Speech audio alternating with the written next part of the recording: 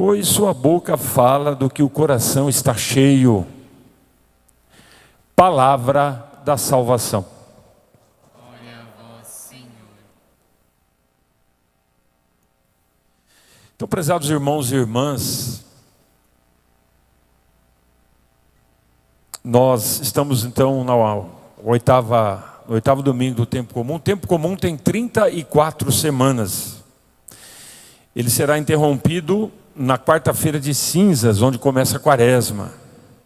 E voltará só quando acabar a quaresma, o tempo da Páscoa, com a celebração de Pentecostes. Aí nós vamos voltar novamente no tempo comum para celebrar as outras semanas que faltarão. E dentro do tempo comum sempre tem festas, solenidades, não é? E é bom a gente chegar na Santa Missa hoje e ter a certeza de que nós somos chamados hoje pela palavra de Deus a entrar no coração. No coração aberto pela lança, o coração de Jesus Cristo. E Ele, pela força da sua palavra, também convida a gente a entrar no nosso coração, para ver o que tem lá dentro. Então, nós vimos aqui no Evangelho, não existe árvore boa que dê frutos ruins, e nem árvore ruim que dê frutos bons. E a palavra ainda disse mais: a sua boca fala do que o coração está cheio. A primeira leitura do livro do Eclesiástico, chamado também o livro da igreja, também fala isso, né? Você não faça elogios a alguém antes de ouvir ela falar. Dependendo de como a pessoa, não que a pessoa tem que falar bonito, né? Mas de forma simples também. A boca fala, as palavras falam daquilo que a gente é por dentro, né? E o livro do Eclesiástico lembra também uma coisa interessante, né? Serve tanto na agricultura como para os mestres de obra, que são construtores, né? Antigamente a areia da construção vinha muito suja, tinha que peneirar ela para tirar aquilo que não era bom, né? Por exemplo, um exemplo para quem mora em regiões que tem café. O café também é peneirado para tirar folha, para tirar pedra, para tirar refúgio, né? O refúgio fica na peneira. E aí, então, a peneira serve também para purificar, para limpar, né? Então, o livro do Eclesiástico lembrou isso para nós. Depois, na segunda leitura, Paulo também falou com a força do coração dele. Ele disse que a morte e o pecado foi vencida e foi garantida a vitória por nosso Senhor Jesus Cristo. Isso Paulo falou com a força do seu coração. Então, a palavra de Deus, de uma maneira ampla, né, hoje, ela quer nos ajudar. Então, você pode ter uma experiência de vida, pode ter feito faculdade. A criança ou o adolescente, quando entra na escola, o firme propósito é a gente se alfabetizar e se formar numa profissão quando faz uma faculdade, doutorado, né, mestrado, doutorado, né? Mas não existe faculdade nenhuma que vai falar o que o Evangelho de hoje falou para nós. Nós somos condicionados a viver assim, olhando os defeitos dos outros. Então, mesmo que seja um cisquinho, nós gostamos de apontar o dedo e falar que aquela pessoa é desse jeito. E a gente não dá importância para aquilo que não é bonito também para nós. Nós não damos muita importância, a gente só olha o outro. Ou seja, não é? Nós falamos do outro com uma certa tendência e justificamos o que não é bom em nós, né? Então, a palavra do Evangelho diz que pessoas assim são pessoas cegas. A gente poderia dar até outro nome a isso, né? Veja bem, as palavras. A gente usa a palavra e precisa de usar palavras, né? Se a gente não conseguisse falar, a gente teria que usar sinais para se comunicar com as pessoas. Com as palavras, nós demonstramos sentimentos. Com as palavras, nós também fazemos projetos de vida. Com as palavras, nós, inclusive, o fato não é muito bom também. E com a língua, a gente consegue caluniar o outro, nós conseguimos levar preconceitos, nós conseguimos levantar muros de divisões. Veja, quanta coisa que não é boa que a gente faz também com a língua. Sim, está aí. A palavra de Deus orienta nós, não é? E o que é que nós devemos fazer, não é? Tem um diplomata, no final do século XX, ele ganhou o Prêmio Nobel da Paz, e ele disse que quando nós usamos as palavras, quando a gente abusa das palavras, nós desprezamos o ser humano. E que sentido a gente abusa das palavras? É aí que nós vamos saber, não é? Então, na verdade, nós somos convidados a olhar o bem que a gente faz, não é? Olhar o bem. Às vezes é necessário fazer uma faxina interior, limpar o egoísmo, limpar os ciúmes, acho que desafiar aquela língua afiada, tirar um pouquinho ou bastante daquele impulso para julgar as pessoas. Então, a gente deve aprender a fazer de outra maneira a condução da nossa vida. Nós devemos aprender a elogiar mais as pessoas. Sim, não é bom quando a gente elogia alguém? Viver bem em família.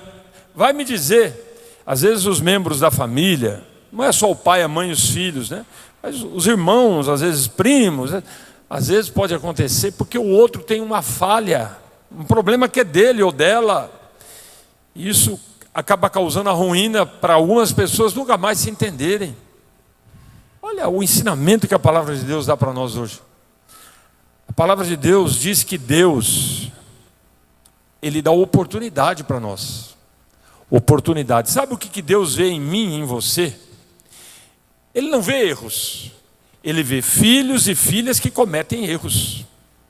A ótica não está nos erros, está no filho que pode mudar. Então Deus quer salvar. Deus não quer aniquilar ninguém. Vocês já viram um ditado popular? Amassar barro. Já ouviram essa expressão? Essa pessoa fica amassando barro. O único construtor que pode amassar barro, e ele faz muito bem, é o João de Barro. Está fazendo uma casinha na entrada da igreja ali. Ele pode amassar barro, mas nós não. Deus não fez o ser humano para amassar barro. Deus não fez o ser humano para bater a cabeça na parede. Deus não fez o ser humano para se destruir. Não foi assim que Deus criou nós, não. Então, se Ele não fez a gente para isso, nós devemos ter a oportunidade de descobrir coisas boas, né? Eu comentei na missa hoje de manhã que eu celebrei, que onde eu trabalhava, tinha uma casa de recuperação para dependentes químicos, viciados em droga, em álcool, não é?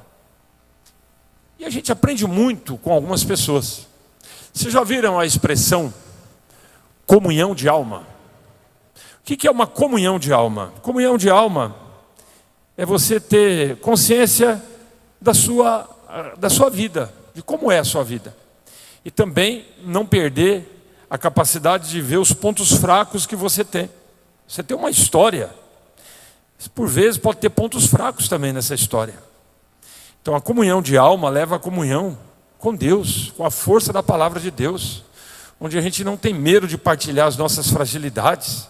E essas pessoas nessa casa encontravam através da comunhão de alma e da força da comunhão da palavra de Deus, da partilha, força interior para continuar a sua existência.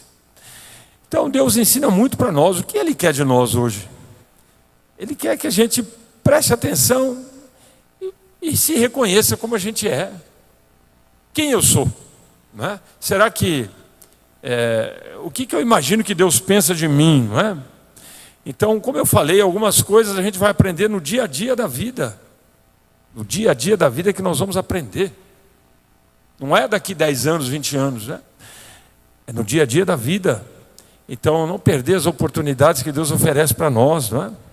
Para a gente se transformar. Então, o que a palavra de Deus propõe para nós hoje? Ela propõe um pouquinho mais de força para que nós possamos ter um olhar fecundo para dentro de cada um de nós mesmos. E lá dentro de cada um de nós mesmos.